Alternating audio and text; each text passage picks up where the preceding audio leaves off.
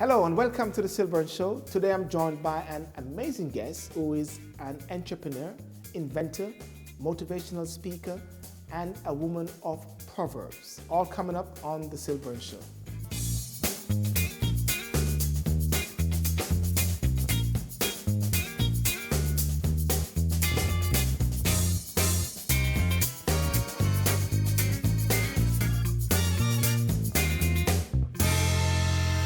Joining us today, we have Lorlett Hudson, a multi-award winning entrepreneur, inventor, motivational speaker, seminar leader, and executive leadership coach. And I call her the Miss One Hand Cant Clap. Lorlett, how are you? Hi. Fantastic. Thank you for having me. Good, good. I've always wanted to have you on my red chair Thank you. because you're one of those persons which I, by default, call you my coach and my mentor. You know, I haven't paid you yet though. Exactly. You know, week by week we have many guests come on the show. We ask them who is their mentor, who is their coach, and it's always important that there's someone that you can always talk to. So I will put on record that Lorlett Hudson is one of those persons that I can actually speak to at times, at any time when something may be bothering me. Lorlett, please set the stage for us by laying the mindset that created One Hand Cant Clap. Okay. Why I started One Hand Cant Clap, it's, the community is no longer how it used to be. Yes. I remembered when I was younger, we had a community where we all support each other.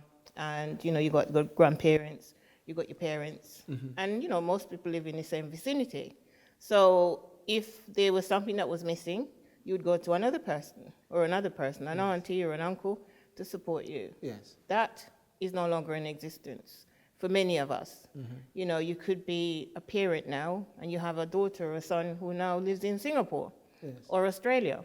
So, you don't get to see the grandparents. So what's really happening is the breakdown of family structures. Yes. And One Hand Cant Clap is preserving that heritage. So it doesn't matter who I work with. It's really enabled them to hold on to their roots and their culture and their heritage. That's why I created it. So therefore, that is really working together. Everybody, you mentioned a bit about the community, and of course, community life back home in the Caribbean, for argument's sake, is one whereby your neighbors and everybody look out for you. Now, in the UK, how do you use that distinction and linking in One Hand Cant Clap? I think it's still there for many individuals, like my family. We're still very much into that community. Yes. But the church also play a major role as well for many individuals. But that even is becoming quite challenging as well. Change is changing. And it's all about culture. Culture is disappearing. Like when I was in Jamaica, for example, as a child growing up, everyone looked out for each other. Yes. And the expectation is that you would succeed. Yes. And automatically, if someone meets you as a child, they would actually ask you, who are you going to be when you grow up? Yes. So there was this expectation that you would succeed. So there was no question of whether you would succeed or not, because the expectations is there, right? What I find is that's disappearing here. The expectation level seems to be disappearing again. Like when our parents came here, the expectation is that, again, we would succeed. They work extremely hard. They made sure the focus is around education, education, education. I do a lot of work with young people. And I am sometimes quite amazed that they have no focus around where they're going to go next. What's next for them in terms of their education? So that's a bit of a challenge. So do you think that a lack of focus and that lack of expectation is lost or is dissipating away based on the parents or society? Do we blame society or we blame parents? Because remember what you said, it is when our foreparents, when they came here, there was that expectation factor to succeed. But then at the same time, it is disappearing. So what was the breaking? What broke the chain then, if anything? Or is breaking the chain? I think it's definitely community. I think community is missing. And family is not living as close like they used to. Yes. So I think, how do you keep that motivation going? As much as all the other distractions that's going on. For a young person, I wouldn't like to be in their shoe these days because, I think there's a lot of challenge to succeed. Yes. And if you don't have, as you talk about earlier around mentoring, you know that if there's something you have some concerns around, you can actually pick the phone up and call me, Yes. right? And we'll have a conversation. Many of us are not being socialized to use other people's knowledge. Yes. There's that thing around, who is Sylbourne? Can I really trust him to be who he say he is? So using people's knowledge, we don't use it as much as we used to. Right. Even coaching, many people don't see the value of it. And Jim Rohn, one of my greatest mentors, he says, you have to surround yourself with great people if you want to be great. Fantastic. Now I'm going to throw straight into this now and go straight into this point. What made you want to transform people's lives? That's a good point. For me, one of the greatest things is actually seeing somebody who has got natural talents, and being able to motivate that individual. So I'll give you an example of when I run the breakfast clubs and I go in with the young people I'm working with. Instead of asking them the question, what do you want to be or who do you want to be when you grow up? I ask them the question, how would you like to change the world? How would you like to transform your school? So we get them to rethink how they see the world and how they view the world and how they can be a contribution. So for me, it's seeing one person, like yourself, Sylbourne. You come to me with a story, remember? And by the time I finish with you, you actually said, actually, I'm responsible for myself. And whatever somebody is saying about me, it's irrelevant. Otherwise, you'd be walking around all day with that story. Somebody said this about me, somebody said that about me. And really disempowered you. So, you speak to someone, they give you another perspective, and you actually see, wow, I didn't see it that way. Actually, just as you mentioned that, is something which I was thinking about is, and it was a situation whereby there was a discussion on Facebook. I got these massive Facebook discussions all the while. And somebody said something, and no matter how big you say you are, you always get hit by certain things, And I called Lorlett, and if you remember, I said to you this, and then you said to me, well, Sylbourne, I blame you. and I laughed. I blame you. Meaning to say, how did you allow someone to get into that space so much that it affected you? And then it stopped me. I stopped and I started to think very seriously about that. How do you allow someone to get into your space that much to affect you with words? Exactly. Because somebody says something.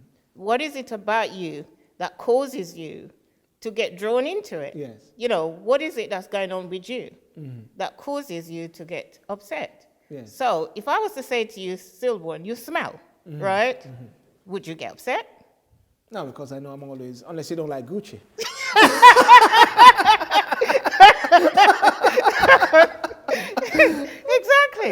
Exactly. So if you know within yourself that you don't smell, and whatever is going on with that person that day who actually said, oh, Sylbourne is such a smelly person, and then you make that upset you. Yes. That means you're not clear about who you are. Yeah. You're not clear about what you're up to. Like young people sometimes say to me, but Missy, look at me. Or she look at me. And I thought, yeah, and what's that got to do with anything? Oh, I don't like the way they look at me, So again, that causes some kind of conflict going on. So what has just come out now is a lack of identity. Knowing who you are makes a big difference. Yeah. That's powerful. That's powerful. Ladies and gentlemen, know who you are, have your identity, makes a big difference. Trust me. All right? Now listen, things Mama used to say. That is a powerful box of cards you created, build, sustain performance in many areas of life. What was the vision behind it? But before, I'm going to read something. Proverbs from the Black experience illustrate the creativity, understanding, strength, and courage of a people who have not only been able to endure, but have strived and created success under extremely difficult conditions. These proverbs and sayings, many of which have been passed down from generations to generations, are a source of inspiration that still empowers and enriches many of us today. Proverbs tend to have hidden meanings that are not always immediately obvious to us. They require thought and analysis and sometimes the knowledge of several proverbs to illustrate or to fully grasp the meaning. Lorlett, explain the whole concept, things Mama used to say. Well, I was brought up by my grandmother, and she never, ever communicated to me straight. So, I grew up as a child, you could see a bit confused, not understanding 100% what she's talking about. Yes. Until one day, I really got the message. Yes. Like, for example, One Hand Cant Clap. That is so obvious. It's impossible to create anything big by yourself. It's impossible. If you're up to big things, you're playing a big game, it means that you need support. And, they are so relevant about how you lead yourself, how you manage yourself, how you view the world. Yes. And it gives you a strong sense of identity of who you are. So if we, let's take 3, let's go for this first one. If man not dead, call him duppy. Yeah, if man not dead, no call him duppy, right? So sometimes, we ourselves don't feel good about ourselves. You play in a big game, you get challenged, you start questioning your capability. Yes. So never give up on yourself. Just keep on going, no matter how much you feel. I had a guest some time ago. His name is Gully Bop, and a Jamaican DJ was living in a ghetto. Well, actually, living in the gully, and they call it from the gully to the money. And one of the things when he was on the show, he said, God don't give up on you until you're dead or something like that. And his life is an inspirational, whatever the stories know about him, but from where he was to now. If we go to the second one, which is, you can't take medicine for somebody else. It's impossible. Even if your child's ill, you can't take medicine for that child. You can only do the best you can. Yes. So if you look on the back, Sylbourne, Yes. there's the interpretation there. Ah. So, we live in a multicultural society. So it's really looking at people understanding it from different backgrounds as well. Now, by looking at the back now, answer the question which I wanted to ask, which was, the viewership, of course, is not just Jamaican, it's British persons, whatever. So when I just say, you can't take medicine for somebody else, person will say, what's that? How do you deal with that aspect?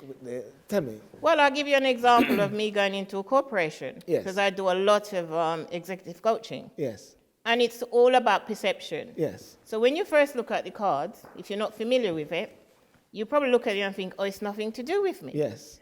But it's become very topical. So, I would give it to them, people who are Oxford and Cambridge educated, and you'd think they have no connection with it.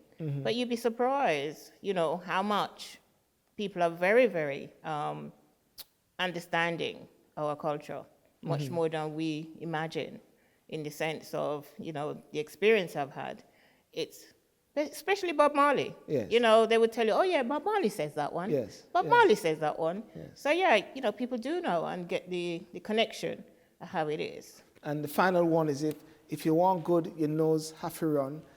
And if you look at the back, it says, success comes after hard work, determination. Yeah. Now, ladies and gentlemen, what is very interesting about the cards, and this point which I flagged up, is that even if one doesn't want to read the patois version, one can actually read the other side, which says success comes after work, after hard work, determination. The one that talks about if man not dead, no call him duppy. You can be down, but don't give up on yourself. Believe in yourself. So therefore, you interchange them. It's powerful, powerful. Good. Well, ladies and gentlemen, we're going to take a quick break, but coming up, we're going to be going further with Lorlett Hudson. Thank you very much. Welcome back to the show with Lorlett Hudson. Miss Proverbs, how are you? I'm all right, thank you. Lorlett, listen, there's an opening which I did with the show which spoke about the 9-to-5 factor. Is it dead, or is it being revised, or is it being revolutionized? Can everybody be innovators, entrepreneurs? You're saying. The future of work, is that what you're talking about? Yes, right. Future of work. The yes. future of work. I think it's now becoming a level playing field. When I was younger, you automatically look for a job 9 to 5. Yes. and, your employer look after you. And the first thing they make sure is that you have a pension, some of it non-contributory, some is, and some you contribute to it. That's no longer around, and if it is, people are not going to those particular businesses anymore just for a pension. I think if you look at the working life now, it's completely different. You get new businesses that never existed. Yes. You look at Airbnb, you look at Amazon, you look at Tom's. They're all businesses which is about improving people's lives. So people have got a social connection to their business. Yes. They're there to make a difference to the way how people live their lives. Yes. So yes, they want to make money, but there's also a social conscience to it. And also, you get a 12-year-old these days through technology, become a multimillionaire from his bedroom, making whatever he makes and sell computers and everything like that. Technology. Yes. Yeah. And also, you're not being held ransom to say that it has to be 9 to 5. If you look at a lot of people coming from the city, they're escaping the city. Yes. They no longer want to, they're not attracted by money. They're attracted to make a difference. Yes. So there is 2 different kind of businesses these days. It's a social one and the ones who are basically out there the same as the old kind of companies. Right. So it's a new change and a new shift. It's a shift, a dynamic shift, if anything. Wow. What can I say? I'll give you an example. I went to Washington recently, and to stay in the hotel that the conference recommend, it's £169 a night. Airbnb, it's £40 a night. So anybody in their right sense would actually use Airbnb. You only want somewhere to sleep for the night. That's it. Now, when you were in Washington, where did you go? Oh, I had the opportunity to go into Obama's house. Really? Yes. Okay. Did you say hi to him? Well, I didn't see him. I tried to smell his aftershave as well to see if he's around, but I couldn't find him. All right, okay. You know why? We had meetings. I found out the other day that I said to someone that Obama followed me on Twitter, and then everybody said, he followed me too. I realized he followed a lot of people. So Obama follows me on Twitter. What can I say? But it was interesting to actually be in the house because, when you feel the history, when you feel the legacy, you walk in there and there is something special about the place. Yes. To feel that, here is a president, who's making a huge difference and influence in society and making a difference. And to know that this is where he actually lives. Yes. It's nice to walk around it. And some would say Trump is making a big difference. Well, we won't go there. Multi-award winning lady. Tell me, what are of all the awards you've received, which is the key one, or maybe all of them are key, but what would you say is a key award? I would say to be recognized as an inventor, British female inventor, because invention, come from ideas. Yes. And to be able to recognize that, that you actually invent something and actually being given an awards for it, I think that's a huge accomplishment. They say that many great ideas, inventions to be, are in the graveyard. Yeah, people take their great ideas with them and never do anything with it. Come to fruition. Yeah. Do you think those ideas somehow are circling still and people are actually grabbing it? Because there's a big difference between sometimes an idea or a blueprint or a DNA of what someone has, because ideas are all around. I mean, a talk show, everybody can do a talk show very easily, but there's a blueprint behind it. Somebody can get up and say, I'm going to do my cards, say, Daddy can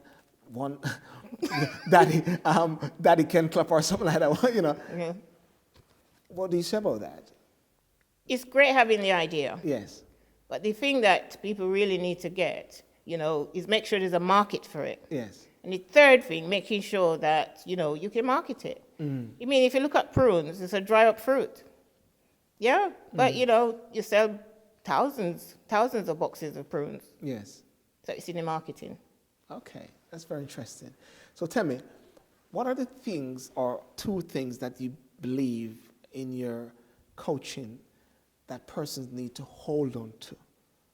Key things that can revolutionize their lives. I'm taking some tips from you, some secrets for the viewers. Free of cost, people. Take it now.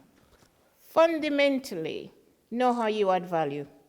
You know how you add value, whether in your relationship, whether it's work, know how you add value. Know how you can be a contribution to someone. That's the key. Many of us don't know how we can add value, and we don't know how we can contribute, And I give the example of you're going to somebody's house for dinner, and you see the person carrying 2 carrier bags. Yes. And you're not able to see that person needs support. So you walk alongside that person, and they have the 2 bags carried. Yes. And there's nothing in you that actually recognizes, can I help you? Some human beings are like that. They're just not aware of how they can add value. Wow. And they work in the workplace and the same thing, have no idea how they can add value. So fundamentally, I coach people to really get the understanding of how they can add value and be a contribution to other people. That's very powerful. And your second one? Second one is integrity. Yes. Be your word. If you say you're going to do something, do it. And if you can't do it, just say you can't do it. So people get to relate to you according to your word. Okay. So value and integrity. And for the third one, you need to contact Lorlett and let her be your coach. Take it from me. All right. Yeah, great. Thank you, Lorlett. Thank you for having me. Fantastic. Good. Ladies and gentlemen, I want to thank you for joining us. For more information on Lorlett Hudson, please visit our website at sylbourne.com. And please remember to visit, like, and subscribe to our YouTube channel, Sylbourne TV, as well as our social media platforms, Facebook, Instagram, and Twitter. Thank you for watching us and for watching this episode. Thank you. Hi, I've just been on the Sylbourne show, and it's an amazing experience. So please like and subscribe to Sylbourne TV. For the people in the place to be, my name is Sid, and when you listen to me, hi. Thanks for watching our video. If you like what you see, please subscribe to my YouTube channel and share and like, and don't forget to comment, but first subscribe here. Thank you. For the people in the place to be, my name is Sid, and when you listen to me, thank you, Lorlett. Thank you for joining us on the show. Sorry. Okay, Kim, I think we're gonna blurb, yeah?